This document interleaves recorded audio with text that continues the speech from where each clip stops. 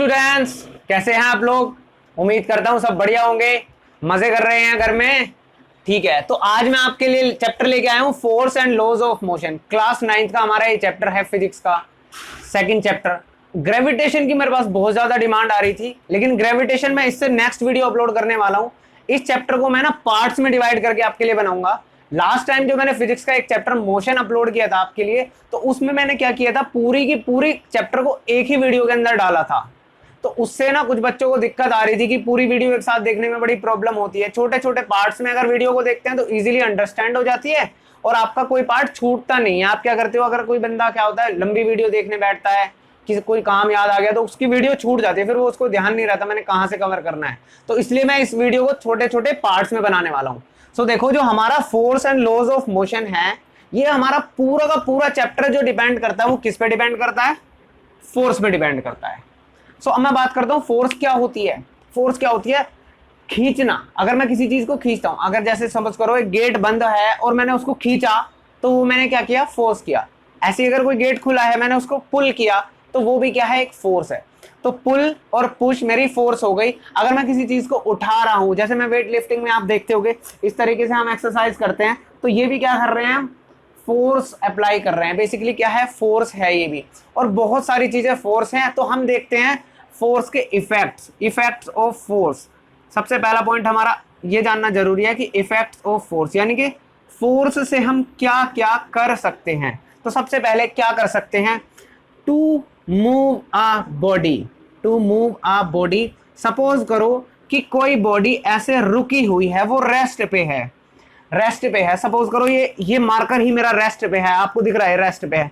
मैंने क्या किया, इसे पटाख से एक हल्की सी फोर्स दूंगा मैं, तो इसकी मूवमेंट आपको नजर आएगी। देखो, इसको, ये रेस्ट पे है और मैंने क्या किया, इसको फोर्स अप्लाई की। आपने क्या देखा, मेरे मार्कर के पास क्या आ गई, मूवमेंट आ गई। तो ये काम किसने किया, ये इफेक्ट किसका था, ये फोर्स का इफेक्ट था। तो पहला इफेक्ट होता है कि to move a body. Second effect देखते हैं, to stop a body. To stop a body भी किसका इफेक्ट होगा, हमारा फोर्स का ही इफेक्ट होगा। सपोज करो मैं चल रहा है, ये बॉडी चल रही है और अगर से मैंने अपना हाथ अड़ा देना है। इधर देखो, ये बॉडी आ रही है, इसके पास क्या है, इसके पास मूवमेंट है, इसके पास ये मूवमेंट में थी, लेकिन सामने से मेरा हाथ अड़ा और इसके पास क्या होगी, एक एक्सटर्नल फोर्स लग गई। उस फोर्स की वजह से ये आगे नहीं जा पा रहा है। तो ये क्या हो गया, एक चलती हुई बॉडी रेस्ट पे आ गई। ये भी हमारा इफेक्ट किसका होता है, फोर्स का इफेक्ट होता है।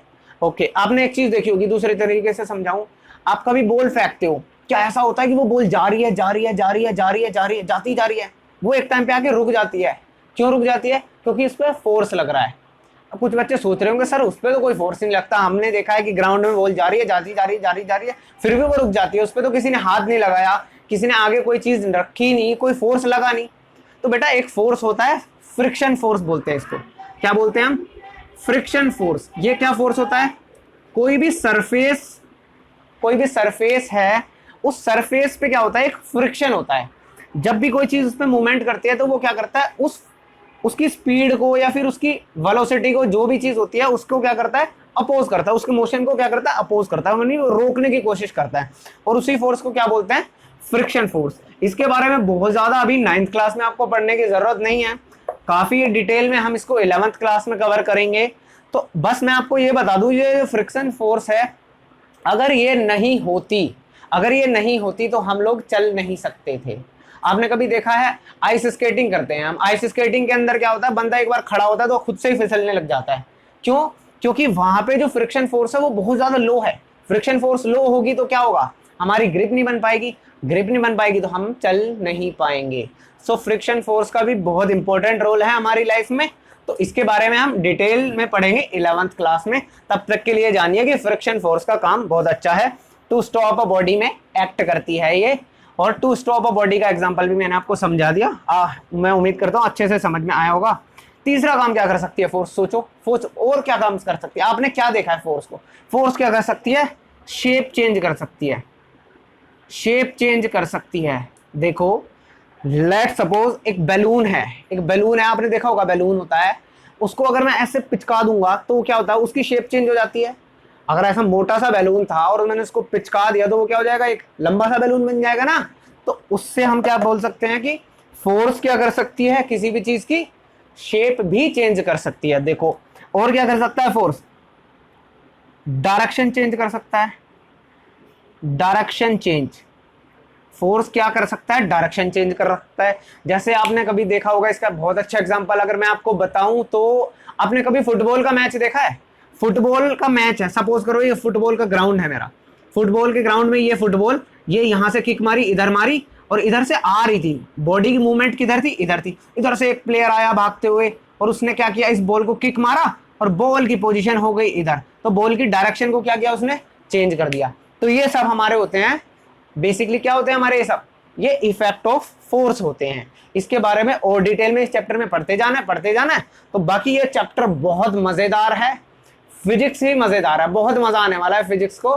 जुड़ते रहिए, फिजिक्स के कंसेप्ट एक से एक धांसू कंसेप्ट करेंगे, उसके लिए आप मेरे वीडियो से जुड़े रहिए, आपको बड़ा मजा आने वाला है, फिजिक्स आपको बहुत आसान लगने वाली है। सो अपना अगला टॉपिक देखते हैं इसके अंदर।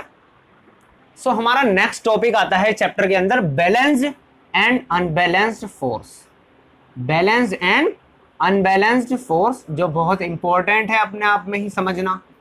सो देखो, बैलेंस्ड नाम से आपको पता चलता है कि हाँ कोई ना कोई चीजें बैलेंस होंगी, चारों तरफ से आएंगी चीजें, इधर से अभी आ रहा है, इधर से भी तूफान आ रहा है, इधर से भी तूफान आ रहा है, और एक बंदा उसके बीच में बैलेंस बना के खड़ा हुआ है। इट मीन्स कि यह है, वो अपने आप में क्या है, स्टिल है, उसकी पोजीशन चेंज नहीं हो रही, वो अपने जो भी उसका एम है या फिर वो खड़ा है, वो अपने आप में रिजिड है, वो हिल नहीं रहा। तो ऐसी चीजों को बोलते हैं बैलेंस फोर्स। मैं आपको और अच्छे से एग्जांपल से समझाता हूँ।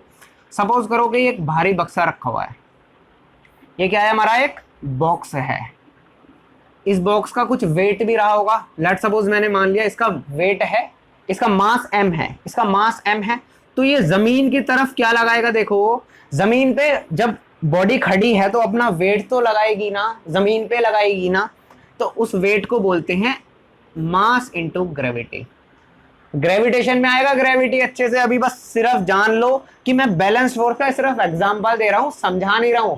समझेंगे तो हम ग्रेविटी को बहुत डिटेल में समझने वाले हैं ग्रेविटेशन चैप्टर के अंदर। तब तक के लिए ये जानो, हाँ जो हमारा बॉडी का मास होता है ना, जो हम वेट कैलकुलेट करते हैं ना मशीन पे, वो ये होता है mg, ना कि मास होता है। तो अगर आपके मन में ये कंफ्यूजन है कि जो मास होता है वही वेट होता है, तो ऐसा नहीं होता। वेट हमारा मास इनटू ग्रेविटी होता है, और मास हमारी बॉडी के अंदर कितना कंटेंट है, कितना मतलब सॉलिड है हमारी बॉडी के अंदर, वो चीज हमारी मास होती है। तो ठीक है, अब एक चीज बताओ, जब कोई बॉडी पे इस डायरेक्शन में फोर्स लगेगी तो सरफेस भी तो इस पे एक फोर्स लगाता है, सरफेस इसके ऊपर एक फोर्स लगाता है, इसको बोला जाता है नॉर्मल रिएक्शन। क्या बोला जाता है इसको, नॉर्मल रिएक्शन। ठीक है, और इसके बाद हमारा एक बहुत मोटा तंदुरुस्त सा भाई मैं बुला लेता हूँ, ये देखो ये आया भाई दारा सिंह, खली समझ लो, खली, ये खली आया और खली ने इधर से पुश करना स्टार्ट किया इस बॉक्स को। क्या कर रहा है खली, पुश कर रहा है, फोर्स लगा रहा है, फोर्स लगा रहा है। तो खली ने फोर्स लगाई, लेकिन ये बॉक्स का वजन इतना ज्यादा था कि खली से ये हिला ही नहीं। तो बेसिकली क्या हुआ है, बॉक्स का वजन नहीं हिला, और क्या हो रहा है, इस पे बैक साइड में एक फोर्स लग रही होगी, दैट इज फ्रिक्शन फोर्स। क्या लगेगी हमारी, फ्रिक्शन फोर्स। यानी कि जब बॉडी उसको हिलाना चाह रही है, मतलब ये खली हमारे इस मास को हिलाना चाह रहा है, लेकिन ये मास नहीं हिल रहा है, इसका रीजन क्या है, उधर से जो सरफेस फ्रिक्शन लगा रहा है वो भी वैल्यू इसकी फोर्स के बराबर है, तभी तो नहीं हिल पा रहा है। अदरवाइज अगर ये ज्यादा फोर्स लगा दे और फ्रिक्शन फोर्स कम पड़ जाएगी तो हम आगे निकल जाएंगे ना, लेकिन ऐसा नहीं हो रहा। इस केस में मैंने आपको बताया कि ये जो पूरा सिस्टम है ये मेरा क्या है, बैलेंस्ड सिस्टम है। तो आपको एक चीज समझ में आई होगी कि जो मेरा बैलेंस्ड सिस्टम होता है उसके अंदर बॉडी की मूवमेंट नहीं होती। तो बैलेंस में मैं क्या बोल सकता हूं, बॉडी एट रेस्ट होगी। क्लियर हुई बात, तो बॉडी एट रेस्ट होगी मेरी, और ये चीज मेरे को समझने के लिए ये डायग्राम बनाना पड़ा। अब दूसरी चीज समझो, दूसरा केस समझो। सपोज करो ये जो हमारा खली है, एक खली भाई ने फोर्स लगाई और इस बार जो ये फ्रिक्शन फोर्स था ये छोटा रह गया। इस केस को समझो, पहले बैलेंस के बारे में मैं बता दूं। ये इसको सपोज मान लो एफ नाम से डाल दो, और ये जो फ्रिक्शन फोर्स है इसको स्मॉल एफ के नाम से जान रहा हूं मैं, स्मॉल एफ के लिए। बस सिर्फ समझाने के लिए मैंने रेफरेंस ले लिया ताकि आपको समझा सकूं। नॉर्मल रिएक्शन को मैं कैपिटल एन से डिनोट कर लेता हूं और ये हमारा mg है। इसको मैं अगर चाहूं तो w लिख सकता हूं वेट, बट कोई दिक्कत नहीं है। तो देखो ये जो n है मेरा, ये मेरा mg के इक्वल है। ऊपर वाले फोर्स ने नीचे वाले फोर्स को एक दूसरे ने क्या करा, कैंसिल आउट कर दिया। तो क्या बॉडी ऊपर उड़ जाएगी? नहीं उड़ेगी। क्या बॉडी जमीन में उड़ जाएगी? नहीं गड़ेगी, क्योंकि दोनों फोर्स ने एक दूसरे को कैंसिल आउट कर दिया। अब देखो ये हमारे मोटू खली भाई ने क्या किया, फोर्स लगाया।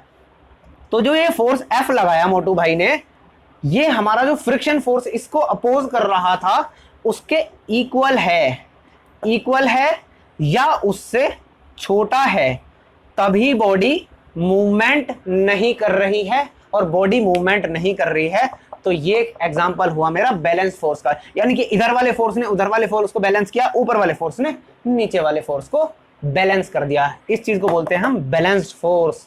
ठीक है, अब आगे चलते हैं हम अनबैलेंस्ड फोर्स के बारे में। अब देखिए ये जो अनबैलेंस्ड फोर्स है, इस बार अनबैलेंस्ड फोर्स को एक्सप्लेन करते हैं।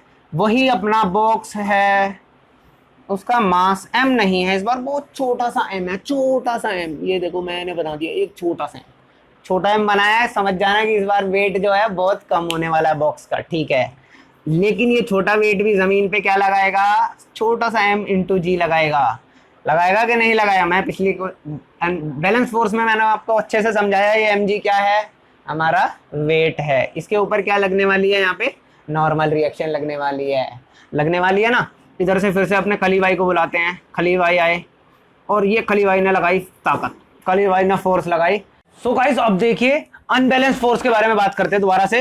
स्टार्टिंग से बता रहा हूं, मैं आधा बता चुका था, वीडियो में कुछ दिक्कत आ गई थी, उसकी वजह से वीडियो रोकनी पड़ी, कोई बात नहीं। सो देखो ये हमारे खली भाई दोबारा से आ गए। इस बार जो बक्सा बना है वो हमारा छोटा m है।